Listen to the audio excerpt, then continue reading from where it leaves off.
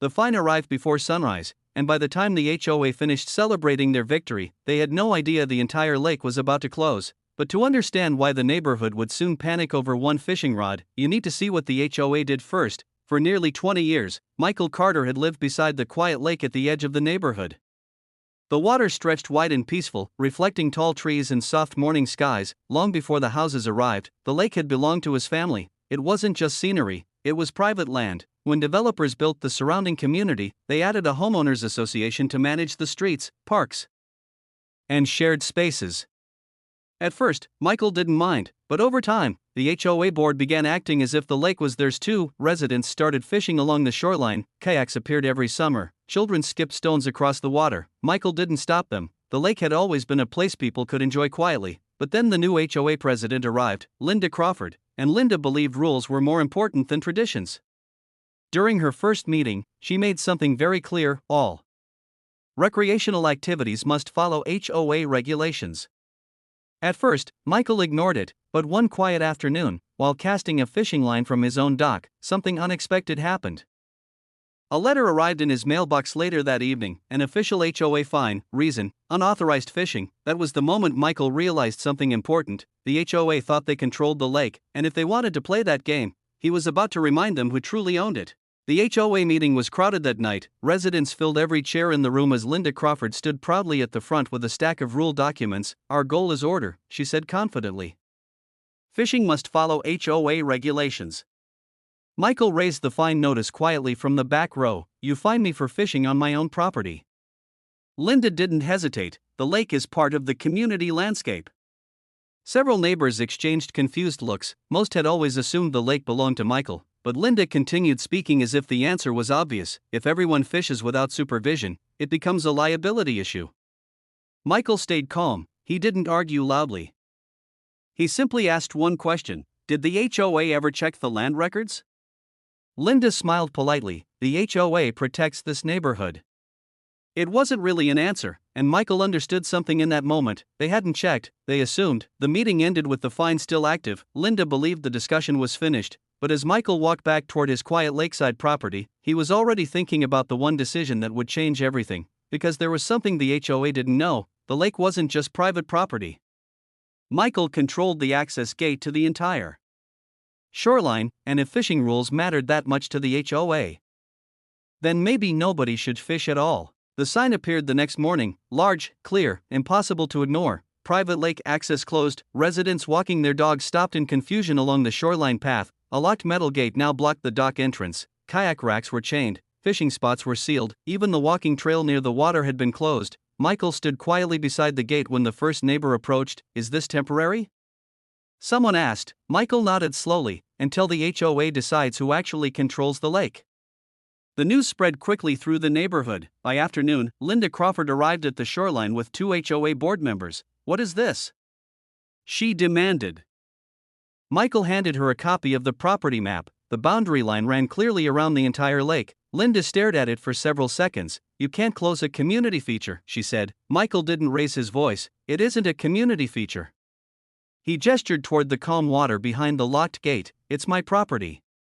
Residents gathering nearby began whispering. The lake wasn't just a fishing spot, it was the heart of the neighborhood. Morning walks, weekend kayaking, sunset views. Without access, the entire area suddenly felt different, and the HOA board was about to discover just how much the community depended on something they never actually owned.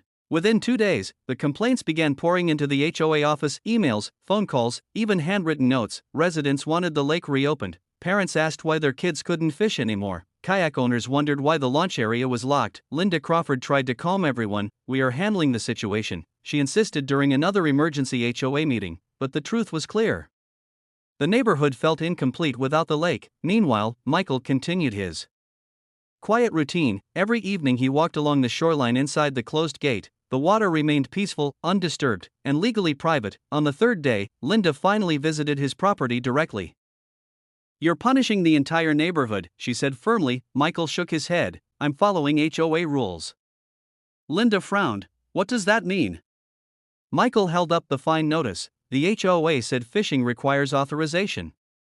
He gestured toward the lake. So until the rules are clear, no one fishes.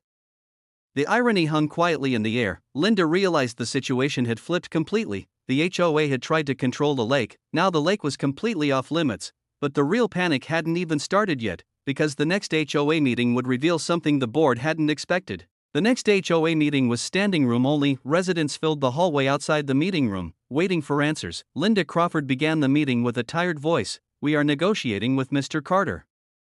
But a neighbor raised his hand immediately. "Why didn't the HOA check ownership before issuing fines?" The room went silent. Another resident spoke up. "My family moved here because of the lake." A third voice followed. "So the HOA fined the owner of the lake?" Whispers spread quickly through the crowd. Michael sat quietly near the back. He wasn't angry. He wasn't smiling either. He simply watched the conversation unfold. Linda realized something important in that moment. The issue was no longer about fishing. It was about trust. Residents had believed the HOA understood the community, but now the mistake was obvious. The board had tried to control something they didn't even own, and without the lake, the neighborhood suddenly felt very different, less peaceful, less connected. Finally, Linda looked directly at Michael. What would it take to reopen access?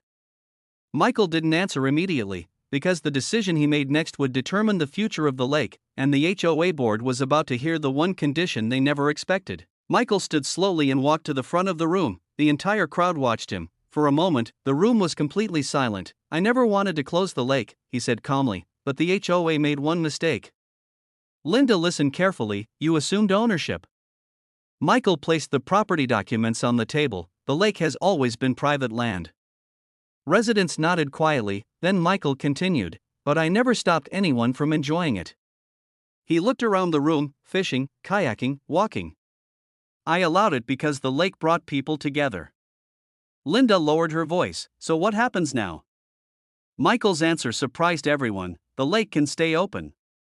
A wave of relief spread through the crowd, but Michael added one final condition. The HOA must remove the fine and recognize the lake as private property with shared access. Linda didn't hesitate this time. Done. The board voted immediately. The fine disappeared. The HOA officially acknowledged Michael's ownership, and just like that, the biggest neighborhood conflict finally had a solution. But the final moment of the story came the next morning. The gate opened at sunrise. Residents slowly returned to the shoreline path. Fishing rods appeared again. Kayaks slid quietly into the calm water. The lake looked exactly the same as it always had, peaceful, open, welcoming. But something had changed in the neighborhood. The HOA no longer acted like the lake belonged to them. Instead, they respected the quiet agreement that allowed everyone to enjoy it. Michael stood on his dock watching the morning sunlight ripple across the water. Several neighbors waved as they passed by. The tension that once filled the community had disappeared. Sometimes the strongest message doesn't come from arguments. Sometimes it comes from simply closing the gate and letting people realize what they might lose. The HOA had tried to control fishing. Instead, they nearly lost the lake entirely, and that lesson stayed with the neighborhood long after the signs came down, because sometimes the best way to remind people who truly own something is to let them feel what life looks like without it, and that was the final twist in this unbelievable HOA story. If you love the drama, don't forget to like, subscribe, and drop a comment sharing your thoughts. It really helps this channel grow.